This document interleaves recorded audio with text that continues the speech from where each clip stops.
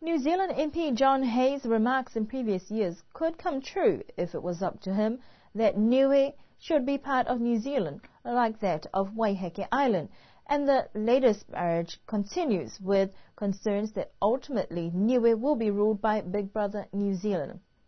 Some of New Zealand's concerns is that Niue receives too much aid from New Zealand taxpayer money with no economic sustainability.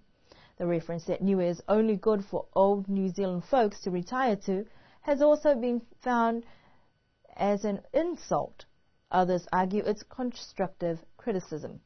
Niue's Premier Honourable Toketa Langi said he is disappointed with the New Zealand Parliament Committee, who did not discuss with the recipient of the report what the real situation is for Niue. The reports that have come out, quoting me, for example, were ones where I've said to the reporters, both Radio New Zealand, Mike Fields, and Radio Pacific, I think, said to them, look, I haven't read the report. It's unfair to ask me to comment.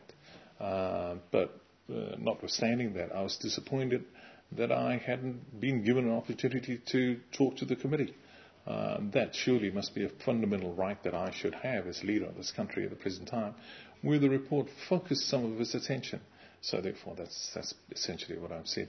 With respect to the reporters that have called me and asked me for sound bites, if you like, of comments and so on, I've basically said to them that I really can't comment until I have read the report. But most of them clearly have wanted to make out that I've said this and I've said that about some of the contents of the report that I haven't read. It's not us who are supposed to be reporting in responding to the report in 90 days' time. It's the New Zealand government, John Key. As I've said,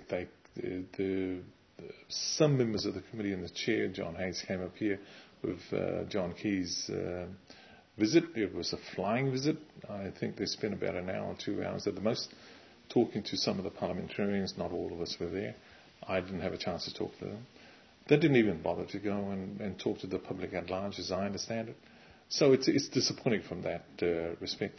When you consider that a major recipient of the report outcomes, in fact, are us here in Niue, it's disappointing that they never gave us a chance to do that.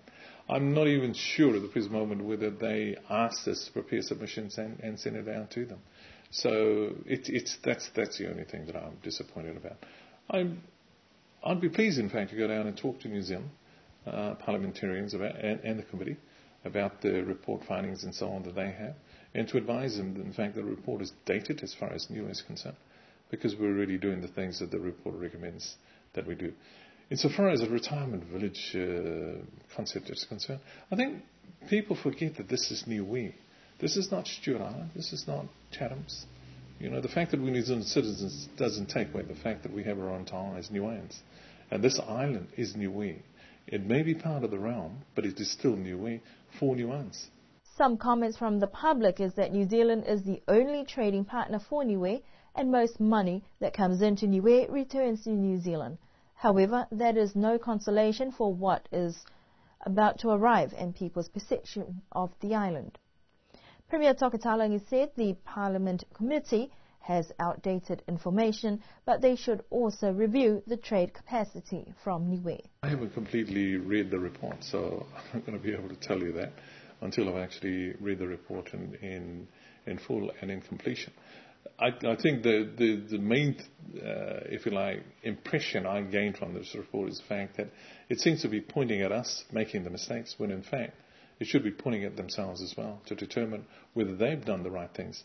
To spend, say, $300 million over the past 36 years on Niue is a huge amount of money. I agree with that. But on the other hand, as I've said again repeatedly, most of that money goes back to New Zealand, plus interest. I suspect that trade imbalances between Niue and New Zealand at the present moment, going back 36 years, is probably $400 million. So New Zealand gets not only the money that they give us, but also money from all the other donors that we receive. And that is Honourable Premier Toketa Langi.